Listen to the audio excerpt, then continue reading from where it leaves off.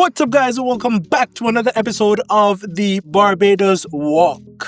I am your host, Andrew, and in this video, I want to talk about certain changes, certain trends that I'm noticing, and I believe that these are going to be of great importance to you guys. Now, the title might seem very scary because I said Barbados has a huge problem, and that is true, but there is a way for individual Barbadians and people who are residents in Barbados to take advantage of this situation so that they can prepare themselves for when what I believe is the inevitable change occurs. And that is why I'm making this video today. That is why I'm talking about this stuff today.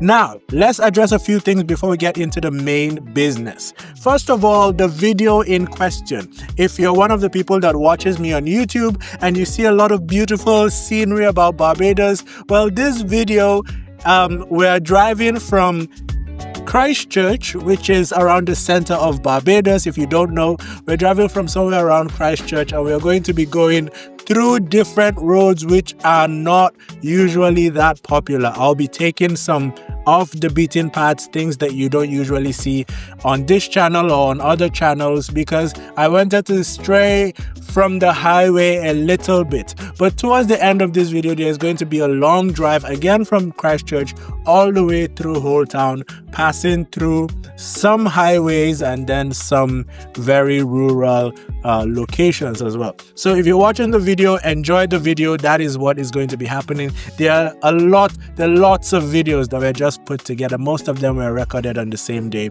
so enjoy. Before we continue, I remember in a previous video when I was talking about Barbados having so many surprises, right? Barbados is such an interesting place. And one of the things that I mentioned is that Barbados is going to have more inclination towards foreign languages. Like, you're going to see there will be more attention paid to Spanish and to French and to German. Those are the languages that I mentioned specifically. And a bunch of people in the comment section and some people messaged me and they were saying that this is something that has been going on. In fact, I saw some comments from people all the way back in the 1970s and I think 1960s as well. And they were saying that this is something that has been going on for a while. Like, back then, Barbados was actually teaching Spanish in schools. And I think now Barbados is also still teaching Spanish in school. Obviously, I'm too big to be in primary and secondary school, so I don't really know much about what is going on there. But I believe that Barbados still teaches Spanish in schools. But something very interesting happened the day after I posted that video. And that was a news that, and if you're looking at your screen right now, it says major step towards establishing Spanish as Barbados' second language. And under it, it's written, Minister in the Ministry of Finance, Ryan Strawn, says that the government is taking the first major step towards establishing Spanish as Barbados' second language. So this is not just going to be a language that is also spoken in Barbados, or a language that Barbadians care about or that is taught in schools, but now there is a push to make it an official second language of Barbados, which means we are going to see things like maybe some documents having English and Spanish, maybe some road signs are going to have some Spanish. I don't know what that means for day to day. But then what the implication of this is that more Spanish speaking people are going to feel confident and comfortable traveling to Barbados, because many times when you want to move to a new country, the first thing you're thinking about is, do they speak my language or do I have to learn a new language? And Barbados has been a very nice place for Spanish speaking people because, one, there are a lot of people that speak Spanish in Barbados, and two, many of them don't find it too difficult to learn English, since there are some words in Spanish that are very similar in English and some English words that are similar in Spanish and so on and so forth.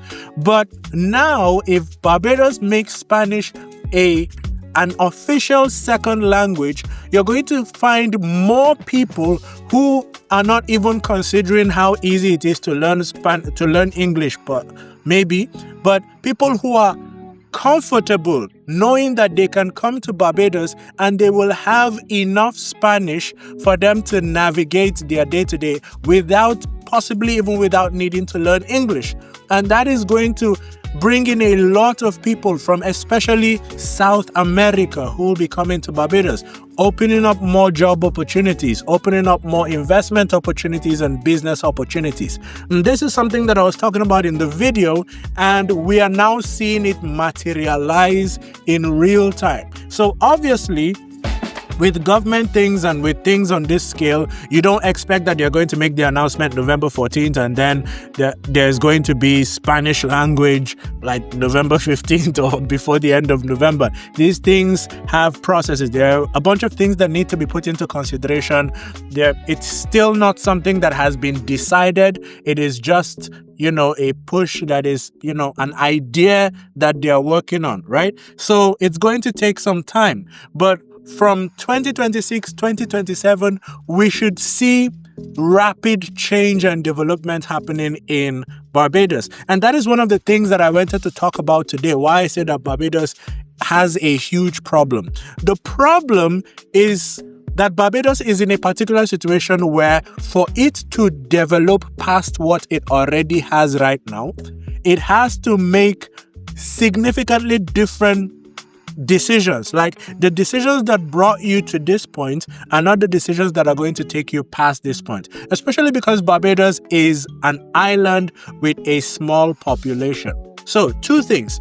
A small island means that Barbados doesn't have that land capital, that it can just decide to build huge factories and dedicate entire sections to manufacturing and development. Barbados doesn't have that luxury, because when you dedicate a whole section of the island to a particular type of industry or to manufacturing or something, where are people going to live?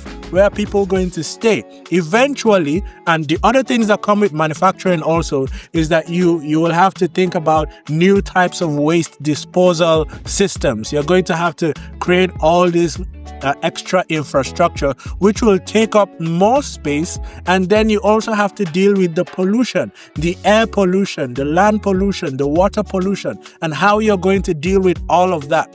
These are so many things that big countries with big land and large amounts of space can afford to risk. But Barbados doesn't have that luxury where it can just dedicate like 5 acres of land to such and such and such. And if things go wrong, they're going to figure it out and they're just going to go with the flow. No, if things go wrong with Barbados land, Barbados is finished, right? Because it doesn't have a lot of land. So it can't afford to take those kinds of risks. So Barbados is currently in a situation where it is the richest and most developed country in the Eastern Caribbean. This is fact. Barbados is the richest and most developed country in the Eastern Caribbean, and its main source of income is tourism, the international business sector, which includes offshore finance, and foreign direct investment.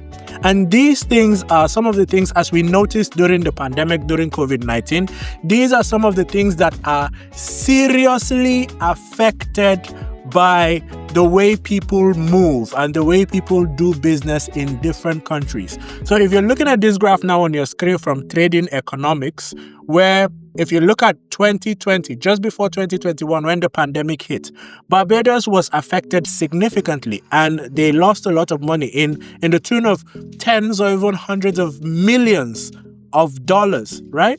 Because the planes, the airlines were closed, the airports were closed, nobody was flying into Barbados, and tourism is a very big sector of Barbados, right? So nobody was flying into Barbados, people weren't coming in, Barbados couldn't do its normal import and export, and that seriously affected Barbados. And when the COVID-19 was done, the airports were open again, flights went back to normal, Barbados was able to jump back and had this very crazy run, went all the way to over $7 billion in GDP.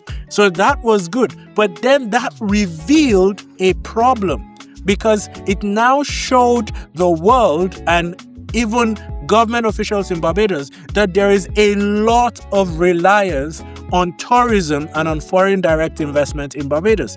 And when there is something that affects these two industries, Barbados is more or less paralyzed. We saw a similar trend during earlier this year, sometime in March, April, when Trump was sanctioning the entire world. Basically, you get a sanction, you get a sanction, everybody gets a sanction. And the Caribbean was caught in the crossfires, and Trump was threatening a whole bunch of stuff. I don't know whether he actually went through with some of the things or whether he didn't implement them. I didn't read up on that. But that also showed that when it comes to import, export, and those kind of stuff, Barbados is significantly dependent on foreign direct investment, and also on things that relate to, well, people moving in and goods and services moving in, which is very normal because this is how the world has operated for decades and possibly for centuries now. But we are now getting to the point where many countries understand that because these things have certain volatilities, because they are prone to the whims of the United States president, for example, these are not very secure ways to do business, especially if you want to have a significant presence internationally. You can't depend on a lot of this stuff, even though so far they have been very, very helpful for your economy. I mean, being the richest and most developed country in the Eastern Caribbean is a huge achievement. But then when you're standing on the stage, the world stage, when you're interacting with much bigger countries in the Caribbean, like Trinidad, for example, or in the world, like the United States, the United Kingdom, India, China, Russia, and all these other countries, you cannot have your main source of income to be something that is easily affected by other countries' decisions, right? If other countries make sweeping decisions, they cannot significantly affect your GDP and your income, because that way, everything you say in the world stage is now determined by the people who essentially are paying your bills. Because think about it, right? Just look at it on a small scale. If you go to a place of work, right? And your boss pays your salary and you don't like the way he talks and the way he does all this stuff, but you have bills to pay. Many times you just have to sit down and endure and accept every nonsense that he says because you need the job and you can't stand up to your boss.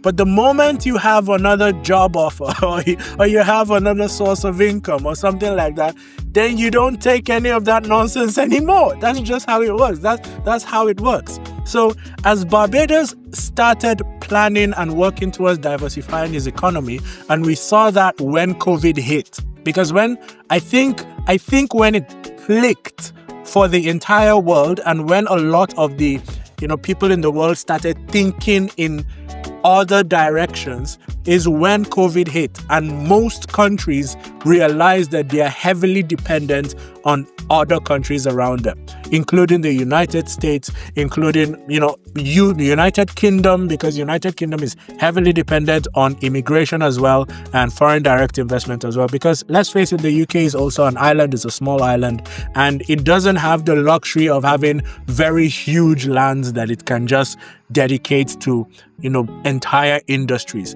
And that is one place where continents like Africa or countries like the United States, places like South America have a huge advantage, because the countries in these regions have very vast lands that they can just dedicate to entire industries. Like you can have hectares and acres of land just dedicated to farming, and they're just farming beef, right? Cows and milk and all of that stuff on one entire side, and on another side they're dedicated that side to textile and manufacturing or whatever. Barbados doesn't have that luxury. So many countries who also realize that, okay, we depend a lot on tourism, we depend a lot on people coming into the country and investing and foreign direct investment, people opening businesses, people doing foreign exchange, for example. These types of businesses are affected severely by, especially if you know where the majority of your your foreign direct investment comes from, right? When you know that maybe in the case of Barbados, maybe the majority of the investment comes from people from the United States. When the president of the United States makes certain laws that make it more difficult for citizens to do business with Barbados, then Barbados loses that huge amount of investment.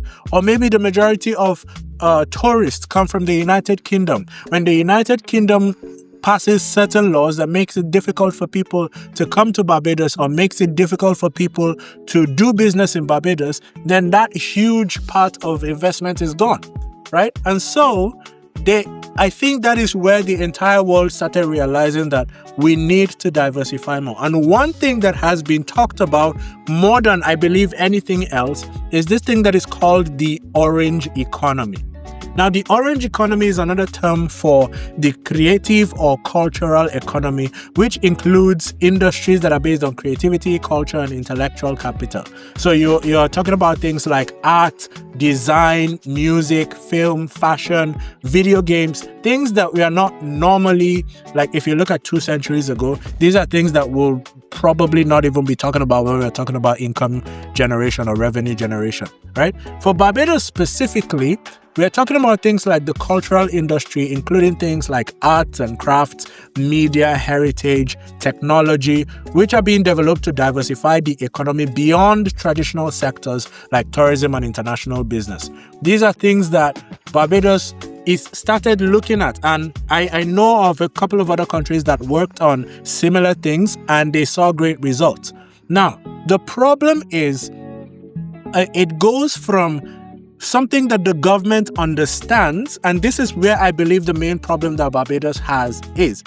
It goes from how do you take something that the government understands, something that the leaders and the officials and everybody at the top understands and needs to implement, to getting it to the point where the average everyday man understands. Because some of these things are things that, people with degrees in finance and business and marketing and all this other stuff, maybe public policy and stuff like that, they will be able to understand it and talk about it and think of strategies and plans that maybe they can come up with. But if it never gets down to the everyday man, the man that is just trying to earn a living and take care of his family, if it doesn't get down to the point where these people understand that this is the future and this is the plan that Barbados is thinking of taking, they are not going to start working towards that. And government officials, let's just say the entire country is made up of 100 people, right? I'm just using small numbers for simplicity. If the entire country is made of 100 people and 5 people are in the government, right? Those 5 people in the government are not going to be able to do it, like their work is not going to be so significant that it changes the life of the other 95 people. Right? The 95 people have to be part of the work that is being done in the country, right? So if only the government officials understand the future and they understand what must be done and the steps they need to take, but the everyday man, which is part of the 95, doesn't understand, the everyday man is still going to be doing what he has been doing for the past 20, 30 years. And that is where you see the problem in Barbados. Here's an article that I was reading. This was written in 23rd August 2025. I'm going to show it for you here. I'm not going to read the entire thing, just the top part, right? And this is from the Central Bank of Barbados. The title is "Creative Sector Must Be Core Growth Engine," says Central Bank Governor.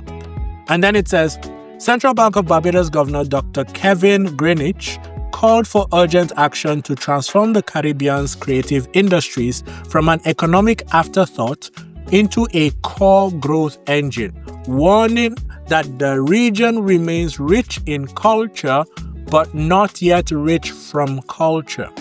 Speaking at the Caribbean Broadcasting Union's 56th Annual General Assembly at an event themed Media and the Orange Economy, Dr. Greenwich outlined a comprehensive vision for unlocking the sector's untapped potential through strategic investment, improved infrastructure, and institutional reform.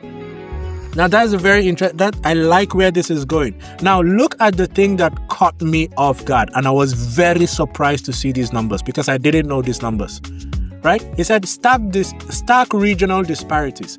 The governor presented sobering statistics highlighting the region's underperformance in global creative economy. While the orange economy contributes over $4.3 trillion US annually worldwide and supports nearly 50 million jobs, the Caribbean contributes less than 2% of global creative good exports. Before we continue reading, look, the Caribbean. Now he didn't say Barbados specifically. No, we're saying the entire Caribbean region. When you take everybody from Barbados all the way to Trinidad and Jamaica and everybody in between, all of us put together were able to contribute only 2%. Do you get it? It means it doesn't mean that we are underperforming in the sense that we are trying our best and we are not meeting up. No, it's just that we are not participating at all. We are not participating in this new economy. We are still participating in the things that were bringing money many years ago, right? And we are not looking to branch out into this new aspect that is being opened up. So in Barbados, this is the continuation of the article. In Barbados, the figure is just 1.2% of the GDP. So Barbados GDP, only 1.2% is made up of this new orange economy. And even that is likely understated because so much creative work is informal, freelance, and unmeasured. Dr. Greenwich noted, comparing this to Jamaica and Trinidad and Tobago, where creative industries contribute about 5% of GDP. Despite these challenges, he highlighted the sector's resilience, noting that Barbados' orange economy grew by 14% in the post-COVID period. Now, this is the same thing that I was talking about. After COVID hit, people started to realize, right? Many people were tied up at home. Many people lost their jobs even. Many people didn't have any source of income. And then they started to explore other avenues. And I believe that is part of what led to this rapid growth, 14% increase in Barbados' orange economy. However, what is still interesting to me is that the majority of individuals in Barbados don't even know that this is something that they can get into. Now, there are generally two ideas about, two stands for the people who are not participating yet. I mean, there are many people who have already started participating in the orange economy. But for the people who are not participating, there are generally two mindsets. The first one is, I don't know and I don't care, right? The first one is, I don't know, I don't care. I need money to pay my bills right now. I need food to put on the table right now. I'm not going to go and be trying new things. So most people are thinking, I'm just going to do tried and true methods. They're applying for jobs. They're trying to start small businesses, maybe things like selling juices, selling coconut water, making hair, or, starting small things so that they can get a little bit of money and they can grow those small businesses into slightly bigger businesses and, take care of themselves. So people see all of these things that are happening because most people in Barbados, well, I don't know the exact number, but a large percentage of people in Barbados have access to the internet, right? Most people I know and I've seen have access to Instagram and YouTube and many of these things. It may not be as ubiquitous as maybe in more developed countries, but a significant number of Barbadians have access to the internet. So you see all these things happening online. You see people making money from different things that you can't really understand. And the attitude that many people have to it is, well, I don't care. However they're making money is not my problem.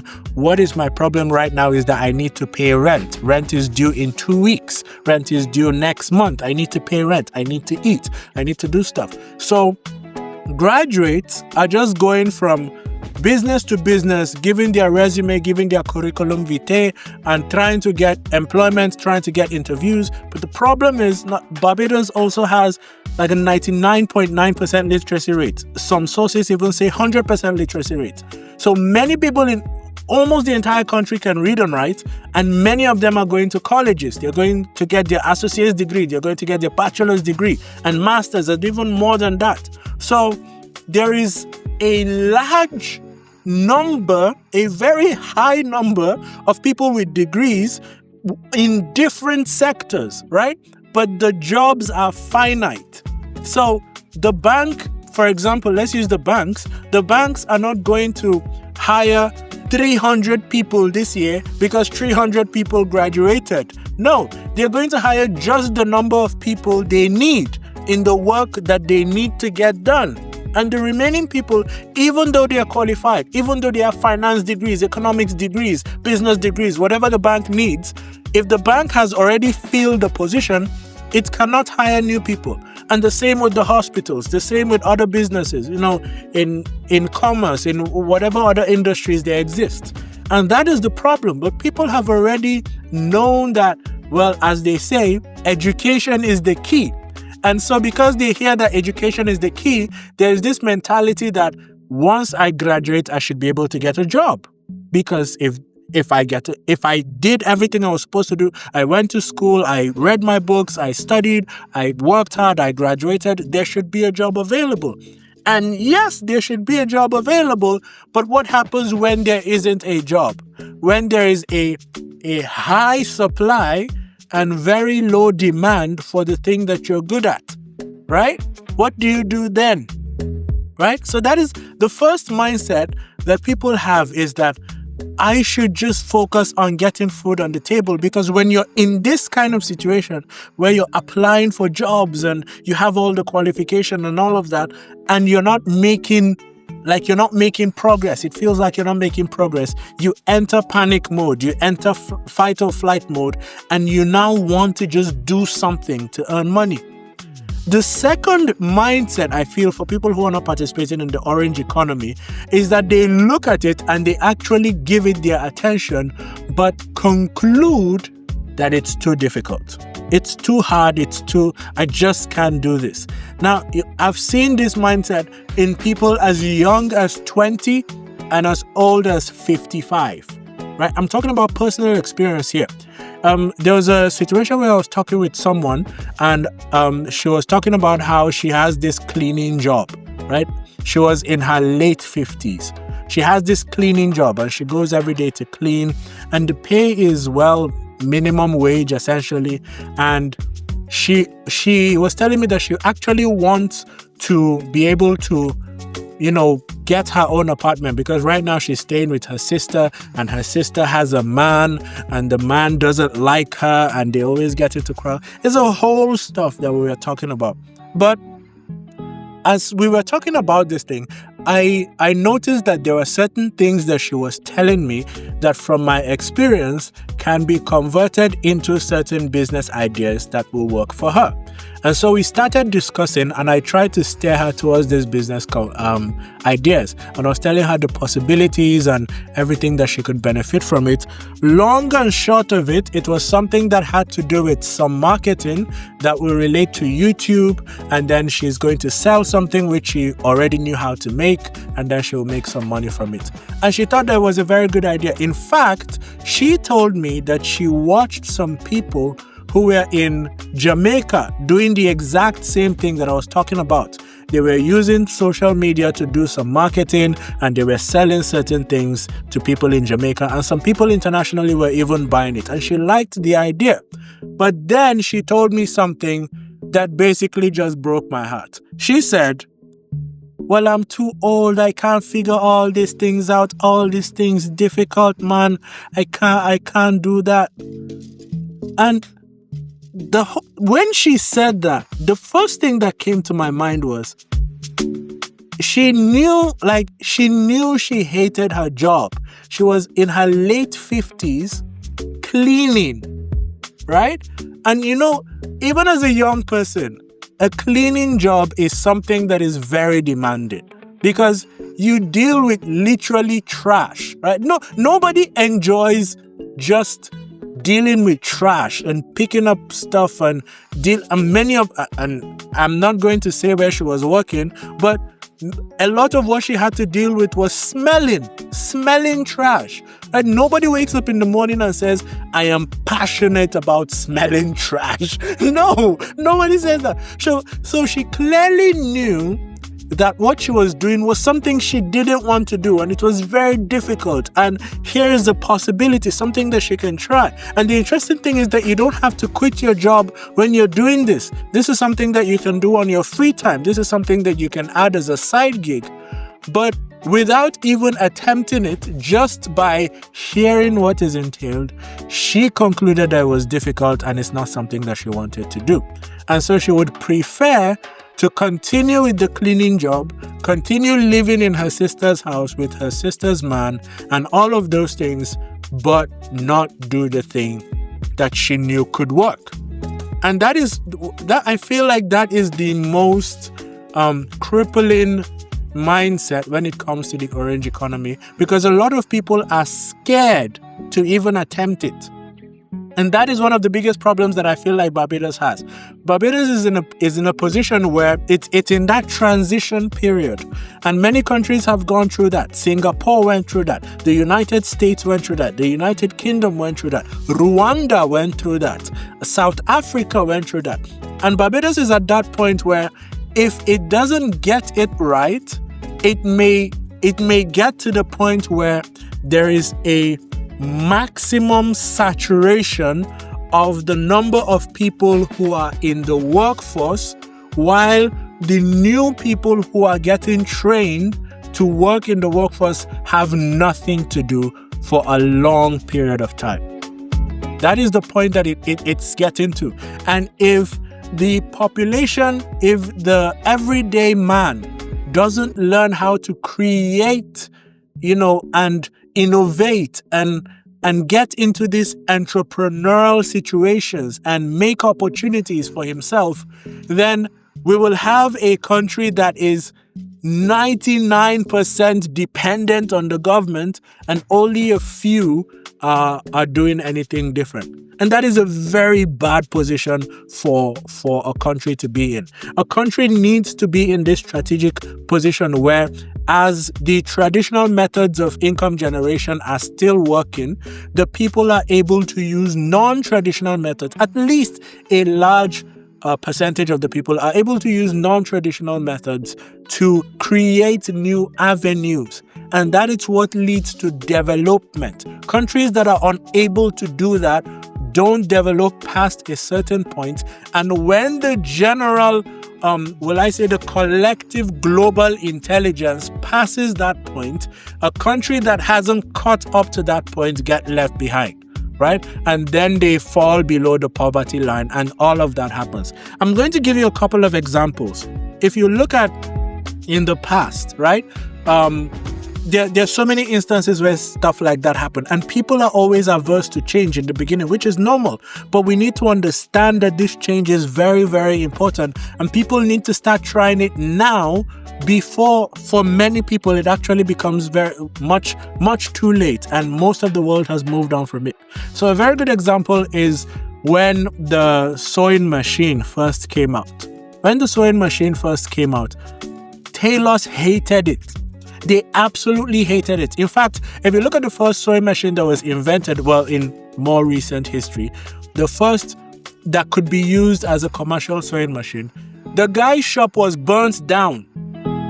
Right? There was a riot and it was burnt down because they didn't want the sewing machine to become mainstream, because people thought that it was going to get a lot of tailors out of their job, because tailors were using their hands to sew.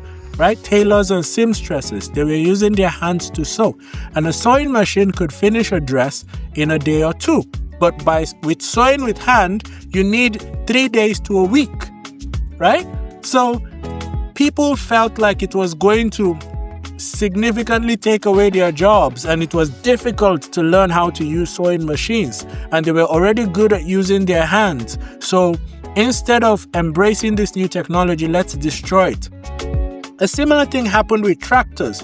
When tractors were invented, farmers hated it. They absolutely hated it because one guy sitting down on a tractor can do in 3 hours what it would normally take 50 men a week to do. Do you get it? And sometimes it will do it even better, right? So you just needed one man on a tractor rather than hiring 50 people to work on a farm. And farmers hated it. In many rural areas, in many parts of Africa and Southeast Asia, it was completely rejected. Completely. As a farmer, you couldn't buy a tractor because you would be going up against your entire village. They would destroy your farms. Oh my goodness. It was a serious problem. Tractors. But look at the world today. Farming is more or less impossible without tractors. Right? Large-scale farming. You can't feed a country with one man tilling a soil and another man helping him clear the weeds. No. If you're going to produce a whole lot of food to feed a whole lot of people and let there never be famine or food shortage, you need technology. If you're going to clothe a whole bunch of people and you want them to have different kinds of clothes and different designs and all of that, you need technology. And so, the more technology comes into the world, the more beneficial it would be for people to learn how to use it.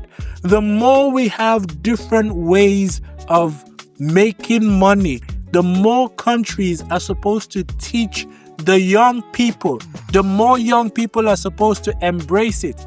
Even people who are, not so young, maybe in your 40s or in your 50s or in your 60s, you can still embrace modern technology. You can still embrace a new way of doing business.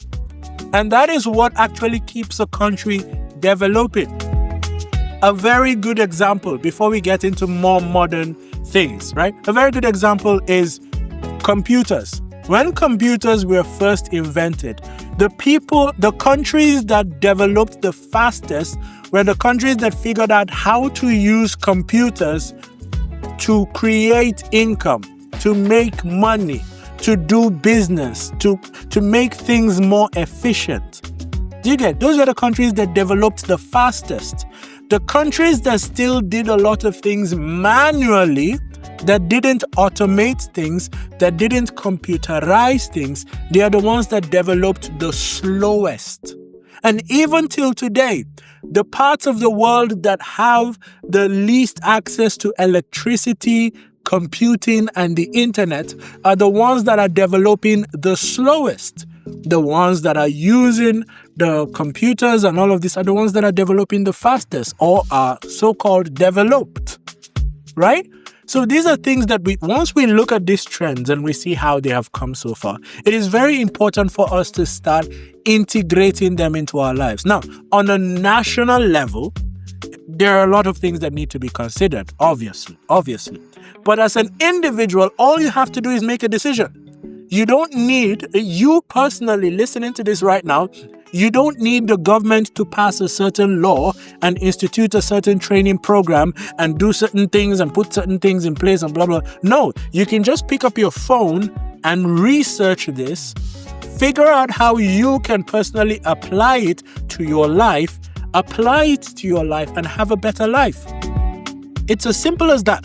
And whenever the country starts trending towards the direction that you have already gone ahead, you are the first person who is going to benefit from it.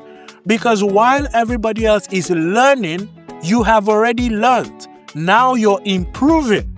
That's the difference. So when a country starts making decisions that are favorable to the things that you already know how to do, all you have to do is capitalize on it. All you have to do is take advantage, right? Grow the thing that you have already built.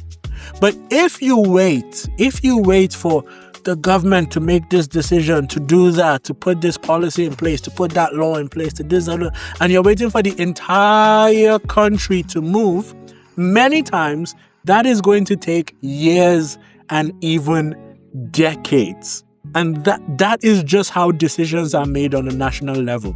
Decisions are not made quickly on a national level because if they are wrong decisions, the country is going to suffer severely. It is very easy to destroy something and very difficult to build it back. So on a national level, governments are always very careful to do things the right way and to consider everything, how it's going to affect this sector and that sector and these individuals and these people and those people and everything. They have to consider everything. But in your own case, you only have to consider two things: my belly and the people I love. Those are the only factors that you have to consider, right? How will this affect my belly? And how will this affect the belly of the people I love? Simple. Total number of people you have to think about is probably 10 to 20. A government has to think about millions of people, hundreds of thousands of people. So don't wait for national decisions and international decisions and regional decisions to be made before you start implementing things that will help you. So I decided that for you to get practical value from this, there are some industries that I want to point out in this video before we end this video so that you can start looking into those things and see how you can implement them. Whether you currently have a job is irrelevant. Many of these things, you can do them on the side, you can add them to your income, and many times you'll find out that you actually need to put in less effort to get the same amount of return on investment. And when you put in the same amount of effort into these things as you're putting into your work, you're going to get way more return on investment from them. Right? So these are I'm going to mention 5 main ones that I believe that most of the people listening to this, if not everybody, you can do at least 1 or 2 of them. And you can add them to your stuff. And you're going to be significantly better. It's going to take Barbados some time, but it doesn't have to take you some time. You can make the decision. Right? You can make the decision. So the first industry is digital content creation. Digital content creation. And you can do things related to Barbados or related to things that you're good at, things that you know, like stuff that you're already good at, you're an expert in or whatever. And how would you do this? Where are you going to post this? There are places like YouTube channels, like the one that you're listening to right now. See, before I started this, many of you who know the origin of this channel, I started posting way back in February. I've had the channel for like years, I think since 2021, but I didn't post anything. I just left it open. And I started posting in February 2025, yes, around the beginning of this year. And it was just a hobby. I was just like, okay, I'm bored. I was bored one day and I decided to record as I was going out to town. And you can go to my first video and you'll see I was just going to town and I decided to record. And that's just how the channel started. And I just kept doing it. This is not the main thing that I do, right? But I have had at least 3 other channels that are actually like channels that make money, right? YouTube is not something that YouTube is not just something that people do because they are jobless or they don't know. Many people use YouTube as businesses, right? You can make money from YouTube channel. I know this because I have YouTube channels this is like my 4th YouTube channel.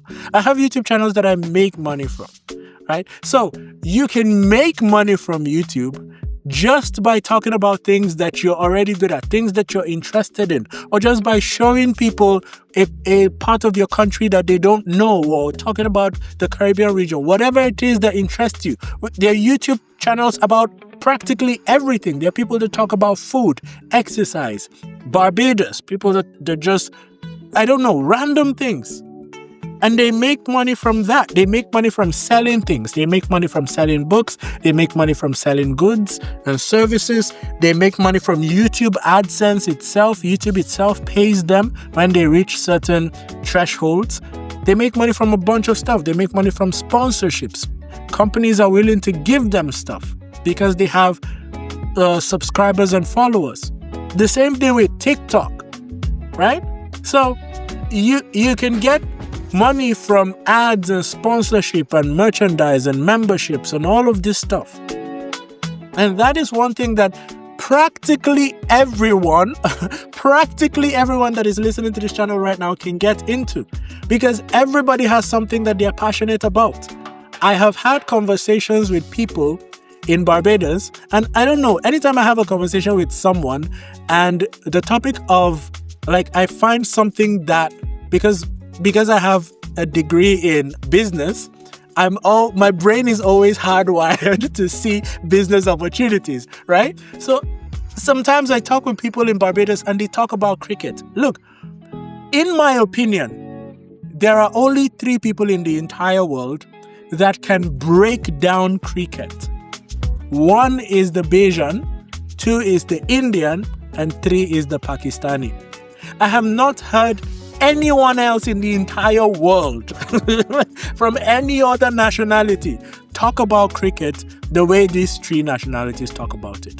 However, many Bajans, many Bajans as there are that are great at understanding every strategy and every decision in cricket, how many of them have YouTube channels to analyze the game? How many? I think it's 0. I have not found a single Bajan channel that talks about cricket. I've not found one. Occasionally you see it on the news, right? But is there a Bajan channel that is dedicated to cricket? I haven't found one. Why? Why isn't there one? It looks like such a simple thing.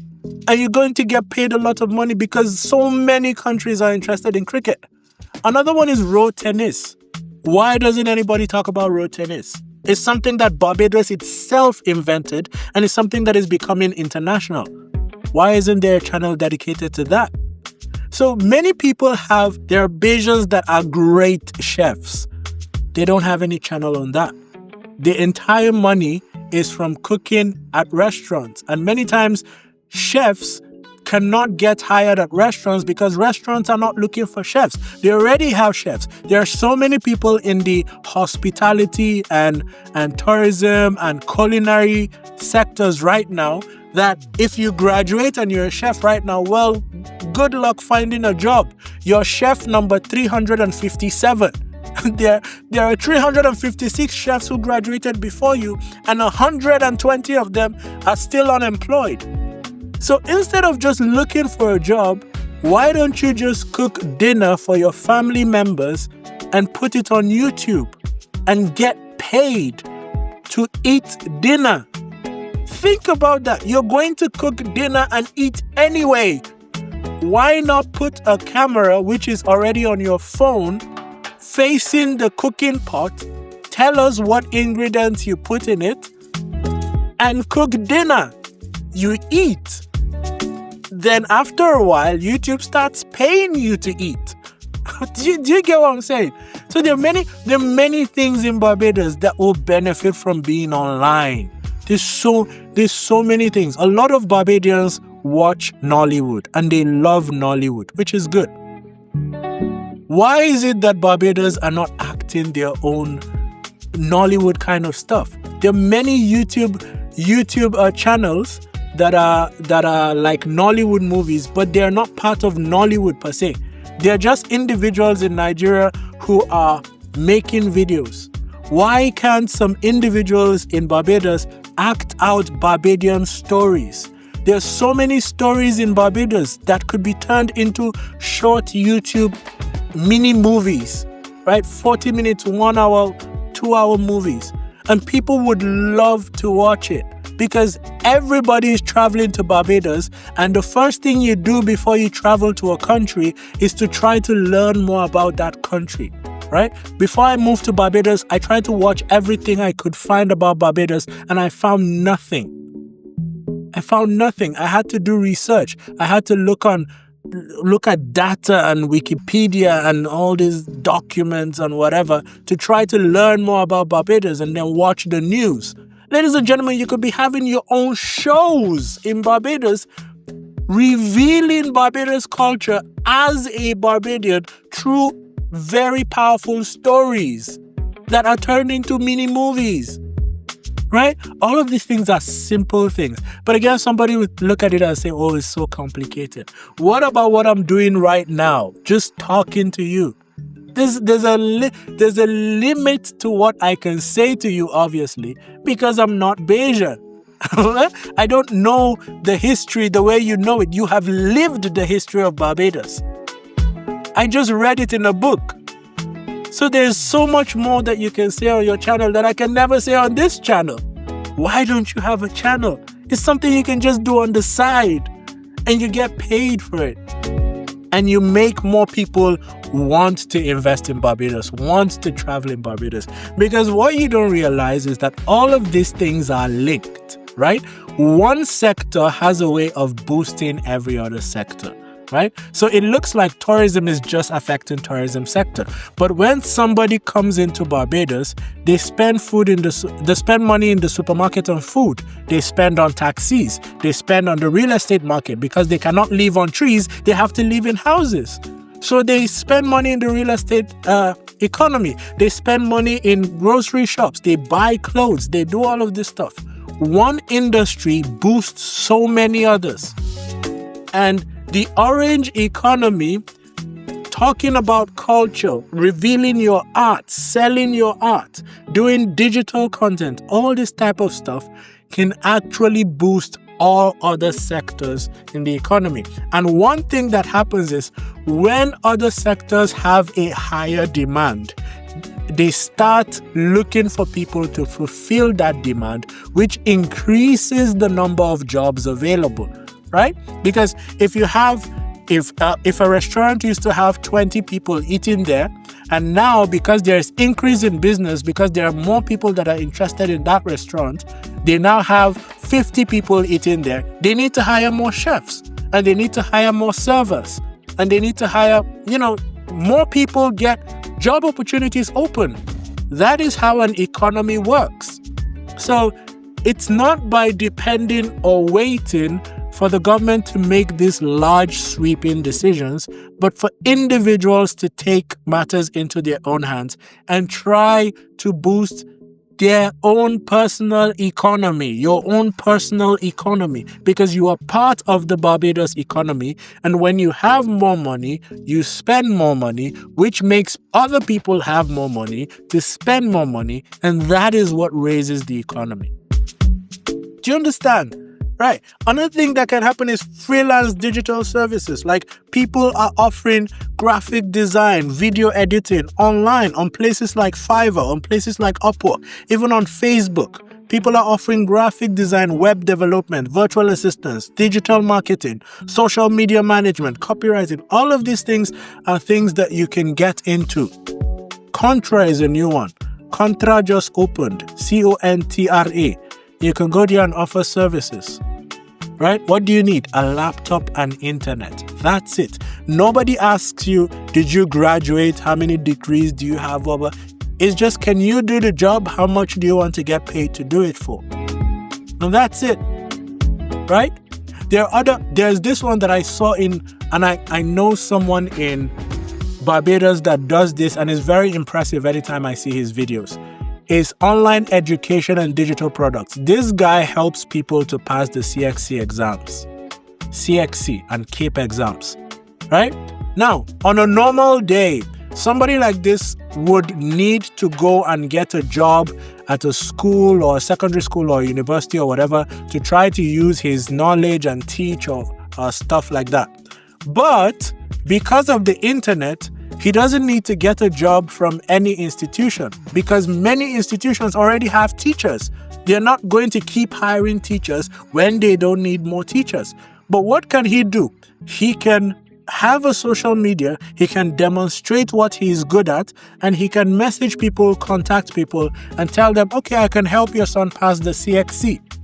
And the more people he helps and the more people he's able to show that have succeeded using his social media account, the more customers he's able to get.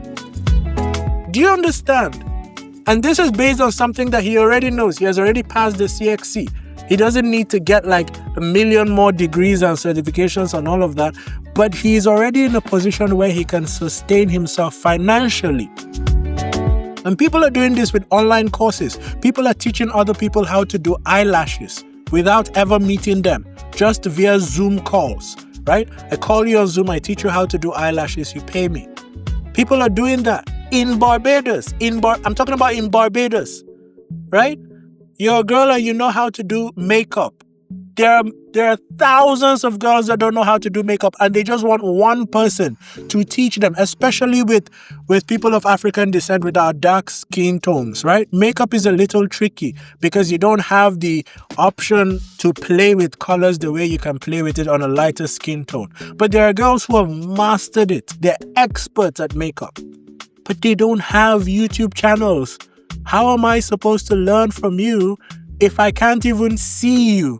How am I supposed to pay you if I don't even know that you can teach me? Do you get? You have to be willing to try new things. It may sound difficult in the beginning, but it's something that can actually help you. It's something that you can actually do. All right. So I talk about digital content creation, freelance digital services, online education, and digital products. Another one that people are doing now is e-commerce and print on design brands, like printing shirts, for example, printing notebooks, digital art, painting, digital painting, right? You draw something, it's so beautiful, somebody buys it online, right? And the best type that I've seen that people do in Barbados, and again, I keep mentioning this stuff because I'm actually seeing people doing it in Barbados, but it's not mainstream, so many people are not doing it. The best type that I see in Barbados is when the art reflects something local about Barbados that many artists cannot replicate. Because if you draw the sky, everybody knows what the sky looks like. Thousands and millions of artists have drawn the sky before you. But if you capture a moment in Barbados that cannot be replicated, there is one artist at the Whole Town supermarket at Massey. Yeah, Massey Whole Town. There's an artist right where you enter the door, and he has some of the most beautiful art.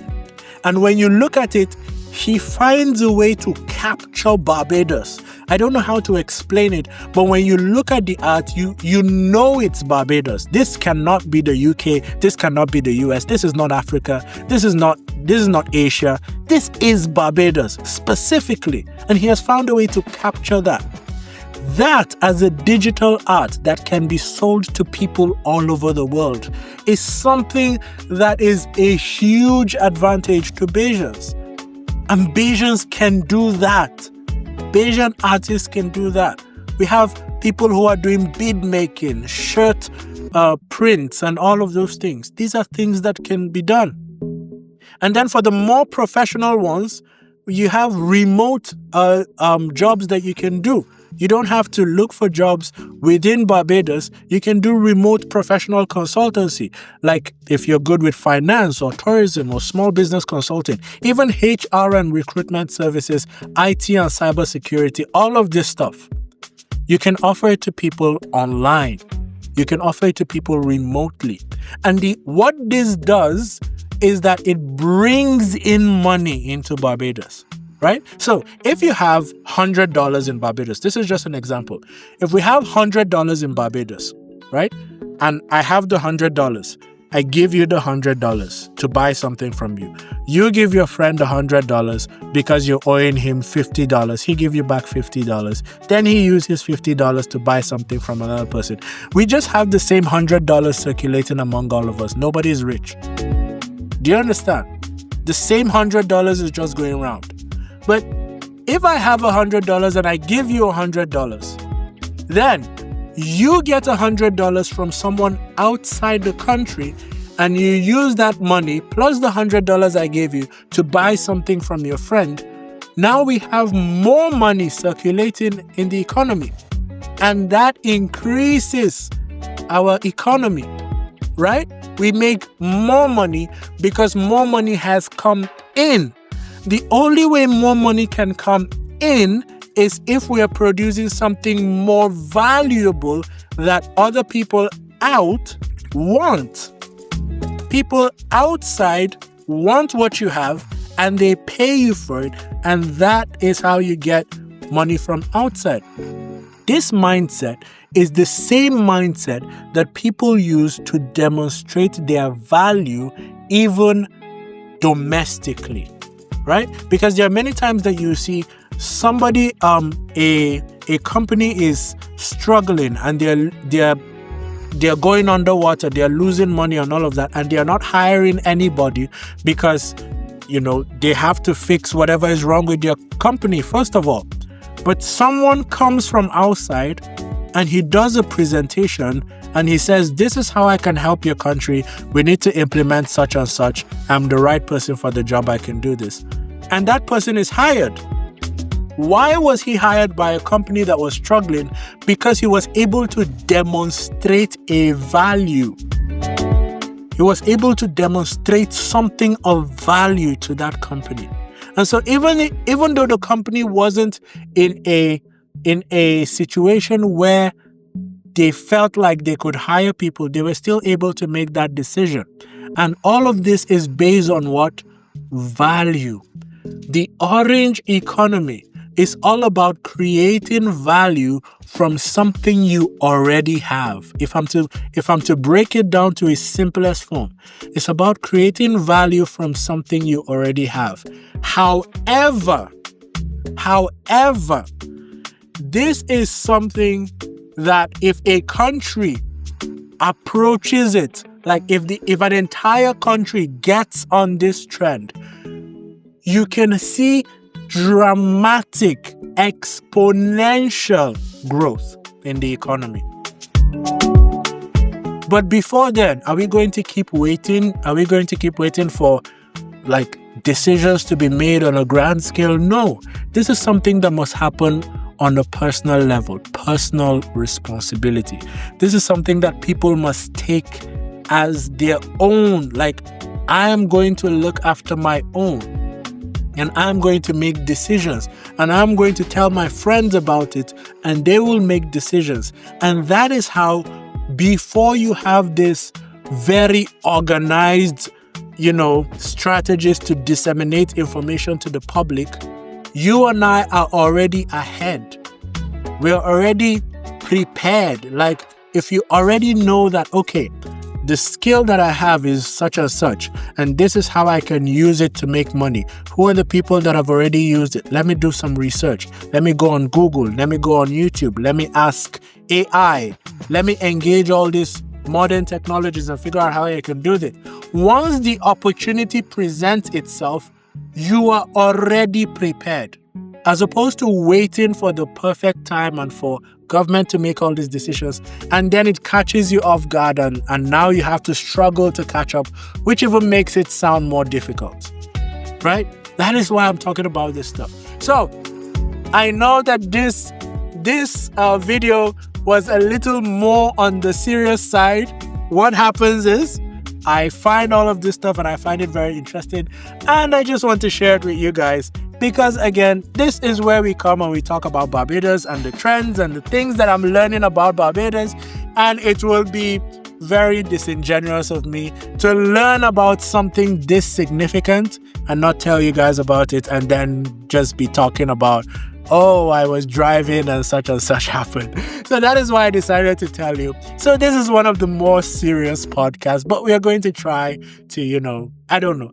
Let me know if you like more podcasts like this, or you want us to stay on the lighter note and not bring in some existential crisis-inducing topics that are of this serious and, I don't know what to call it.